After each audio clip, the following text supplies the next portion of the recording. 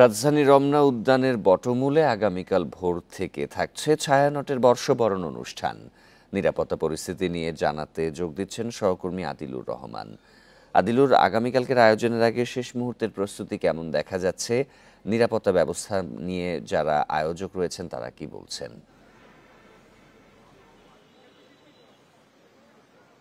Bundle থাকলে প্রতি সেনমানিতে টাকা বাঁচবে।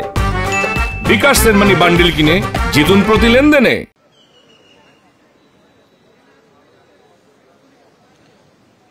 দেখুন, আগামীকাল ভোরের সূর্য ওঠার সঙ্গে সঙ্গে শুরু হবে আসলে নতুন বছর, এবং সেই নতুন বছরকে বাংলার নতুন বছরকে বরণ করে নেবে রাজধানীবাসী সহ সারা দেশ। তবে রাজধানীতে আসলে মূল যে অনুষ্ঠানটি হয়ে থাকে রমনার বটমূলে বৎসবরণের অনুষ্ঠান, ছায়ানটের অনুষ্ঠান, তো সেই ছায়ানটের অনুষ্ঠানকে ঘিরে নানা ধরনের প্রস্তুতি এরই মধ্যে আসলে নেওয়া হয়েছে। শেষ সময়ের যে প্রস্তুতিগুলো আছে সেই শেষ সময়ের প্রস্তুতিগুলো চলছে। আপনি নিশ্চয়ই দেখতে পাচ্ছেন যে সেই রমনার বটমূলে আগামীকালকের যে অনুষ্ঠানের যে প্রস্তুতি, সেই প্রস্তুতি আসলে একসঙ্গে যেমন নেওয়া হচ্ছে, তেমনি এই বর্ষবরণের আয়োজনকে ঘিরে নিরাপত্তার যে বিষয়টি, সেটির জন্য র্যাব এবং পুলিশের পক্ষ থেকে কয়েক স্তরে নিরাপত্তা ব্যবস্থা নেওয়া হয়েছে। কিছুক্ষণ আগে আমরা দেখেছি যে র্যাবের পক্ষ থেকে এই যে রমনায় মহড়া হয়েছে, এরপরে ডিএমপির পক্ষ থেকে মহড়া হয়েছে, এবং এই বর্ষবরণের অনুষ্ঠানে আসলে যদি কোনো ধরনের কোনো নাশকতার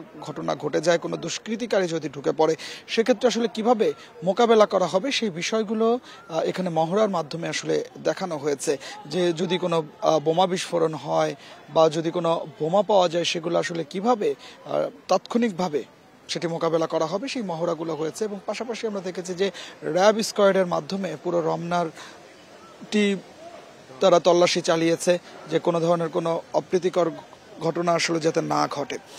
আমরা র্যাবের সঙ্গে যখন আসলে র্যাবের পক্ষ থেকে আমাদেরকে যেটি আসলে জানানো হয়েছে, কোনো ধরনের কোনো নিরাপত্তা ঝুঁকি তারা দেখছে না। র্যাবের পক্ষ থেকে সব ধরনের ব্যবস্থা এখানে নেওয়া হয়েছে। র্যাবের পক্ষ থেকে আমরা দেখতে পাচ্ছি যে বেশ কয়েকটি ওয়াচ টাওয়ার এখানে দেওয়া হয়েছে, সিসি ক্যামেরা বসানো হয়েছে ডিএমপির পক্ষ থেকে। ডিএমপির পক্ষ থেকে ওয়াচ টাওয়ারও থাকবে।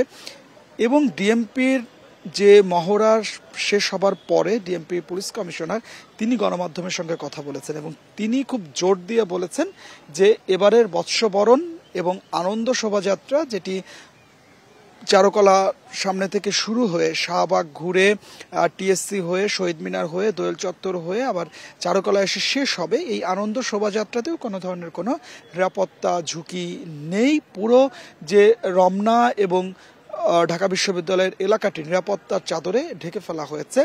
বিকেল 5টার পরে রমনা সোহরাওয়ার্দী উদ্যান এই জায়গাটিতে আর কেউ প্রবেশ করতে পারবে না। যে প্রবেশ যে গেটগুলো থাকবে, সেই প্রবেশ গেটগুলো তখন আসলে বাহিরের গেট হিসেবে গণ্য হবে, এবং সবাইকে আসলে 5টার মধ্যে অনুষ্ঠান স্থল ছেড়ে যেতে হবে।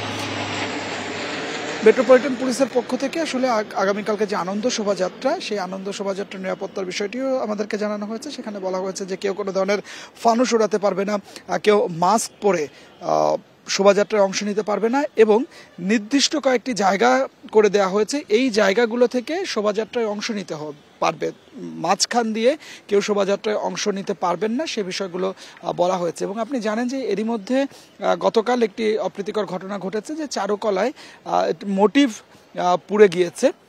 সেই মোটিভের ব্যাপারে এখানে গণমাধ্যমের সঙ্গে ডিএমপি পুলিশ কমিশনার কথা বলেছেন, এবং তিনি জানিয়েছেন যে ফ্যাসিবাদের যে মোটিভটি এখানে পুড়ে গেছে, এরই মধ্যে শাহবাগ থানায় একটি মামলা দায়ের করা হয়েছে। এবং আগামীকাল যে আনন্দ শোভাযাত্রাটি হবে, সেই আনন্দ শোভাযাত্রার আগেই রমনা থেকে সার্বিক নিরাপত্তা ব্যবস্থার তথ্য জানাচ্ছিলেন সহকর্মী আদিলুর রহমান।